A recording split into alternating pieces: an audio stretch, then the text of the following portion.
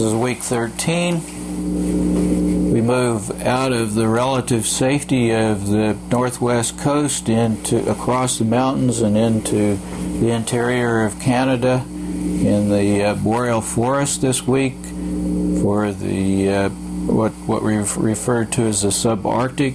The subarctic is the area sort of like in southern Canada that has trees in it, mostly evergreen trees, but some deciduous trees like birches to make birch bark canoes out of. But then north of that, the barren grounds, the grounds without trees, and then on up to the Arctic coast, where you have again sea mammal hunting cultures, and this time the people are Eskimo speaking. I've given you some very interesting information on world languages on your overview this week, so you can get a better idea of what the relationships are between some of these people that we encounter on the northwest coast and in the Arctic. It's a very interesting thing to me, and set me right back on my heels when I found out that people who study languages worldwide are thinking that the Eskimo language, the Inuit language, is related to Indo-European or the European languages, including English. Of course, the relationship is very distant, and unless you are willing to spend some time with it, you're not going to be able to go out and talk to Eskimos just because you're a European. But it certainly is interesting to think that a long time ago there was some kind of a relationship, a linguistic relationship.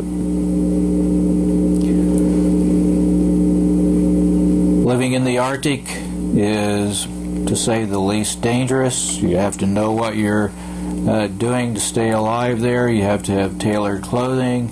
You have to have houses that are capable of coping with 50 degree below temperatures. And so the people that we want to look at this week are representative of the western subarctic. The Athabascan speakers in Canada are the Yellowknife, and then in the east over toward Hudson Bay or beyond Hudson Bay are the Ainu, or formerly called the Naskapi, who are Algonquian speakers.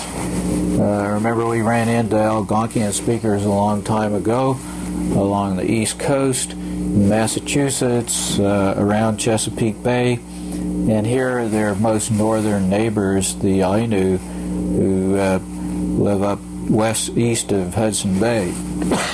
Excuse me.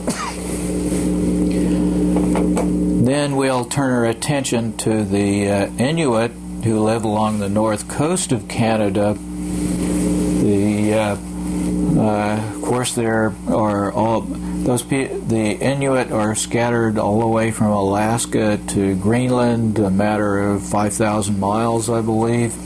But we want to the people that live in the subarctic kind of have given us some idea of what it is to live in the barren lands. But I want you to look at the Point Barrow Inuit on the very west, on the north coast of Alaska, because they give you an idea of what a complex, very dense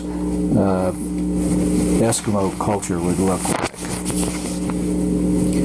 So this will be your last week, so you should try to get some special enjoyment out of your studies this week. We cover a lot of territory. There's probably more territory covered in this week's studies than there have been in all the rest of the term put together. Fortunately, most of the people that live in those vast territories speak the same languages and are kind of alike in their cultural customs.